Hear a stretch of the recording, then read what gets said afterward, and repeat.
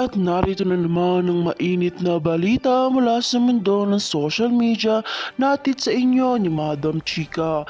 Isang malaking issue ang sumiklab ngayon sa araw na ito matapos mag-viral ang isang video kung saan ibinulgar ni Senator Amy Marcos ang controversial na mga detalye ng 2025 national budget.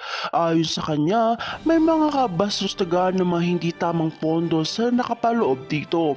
Ngunit hindi lang ito ang kinabigla ng publiko dahil kasama sa pagbubulgar ang pangalan ng ilang prominenteng personalidad sa gobyerno, kabilang na sina Liza at House Speaker Martin Romualdez na ngayon ay kinikilala bilang mga aliado ng ilang mambabatas na sangkot sa malawakang pandarambong.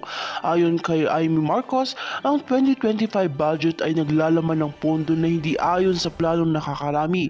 Isa sa mga pinagtulanan ay ang nakatakdang pondo para sa mga proyekto ng mga pribadong kumpanya, kung saan ang mga pondo ay mukhang napupunta sa mga hindi makatarungang kontrata at proyekto. Isa pa sa mga inilabas ng impormasyon ni Amy ay ang pagkakaroon ng mga proyektong tinatawag na ghost project o mga proyektong walang konkretong basihan ngunit may nakalaang malaking halaga sa pondo para rito. Ang matinding issue na ibinulgar ni Senator Amy Marcos ay ang pagkabisto sa koneksyon ni Liza at Tamba sa proyekto at paggastos ng pondo. Ayon sa mga impormasyon na ipinakita, ang dalawa ay may mga negosyo na di umuloy nakikinabang mula sa mga proyekto na nakapaloob sa 2025 national budget.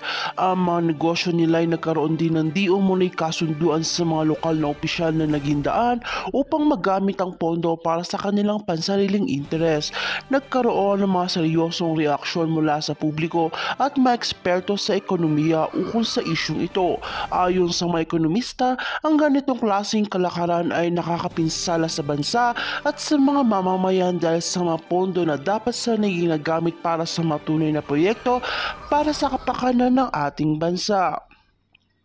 Ang mga anomalyang ito ay naging sanhi ng mas mataas na utang sa bansa at nagpatuloy sa kahirapan ng mga ordinaryong tao. Samantala ay giniit naman ni Liza at Tamba na hindi nila alam ang mga paratang na ikinakabit sa kanila ng mga pangalan at itinanggi nila ang anumang kasabuatang kriminal. Ayon kay Liza, siya ay isang simple lamang na nagsusumikap para sa kanyang pamilya at walang kinalaman sa mga aligasyon ni Amy Marcos. Si Tamba naman ay nagsabing siya ay tapat sa kanyang trabaho at wala siyang tinatanggap na illegal sa transaksyon mula sa gobyerno. Kasunod na isyong ito, isang Senate hearing na inaasahan para imbestigahan ng mga paratang ni Senator Amy Marcos. Pinapalakas ngayon ng publiko ang kanilang mga panawagan para sa isang masusing imbestigasyon upang matukoy ang buong katotohanan sa likod ng mga aligasyong ito. Inaasahan na makakapagbigay ang hearing ng klarong ukol sa mga koneksyon ng mga nagsasabing personalidad at ang pagkakaroon ng hindi tamang proyekto sa loob ng pambansang budget. Ang kasong ito ay nagsisilbing isang paalala sa ating lahat na kailangan maging maingat sa mga isyu ng gobyerno at tamang paggamit ng mga pondo. Muling ipinapakita ng kontrobersya na ito kung paano ang mga hindi tamang practice at naging sanhi ng malawakang epekto sa ekonomiya at kalagayan ng mamamayan. Habang hinihintay pa ang mga susunod na akbang sa Senado, patuloy ang mga tanong kung sino nga bang maisala at paano magtutulugan ng mga ganitong klase ng kapalaran sa loob ng gobyerno. At kung bago ka pa lamang sa aking channel ay huwag kalimutan mag-like, share and subscribe para update ka sa aming bagong balita.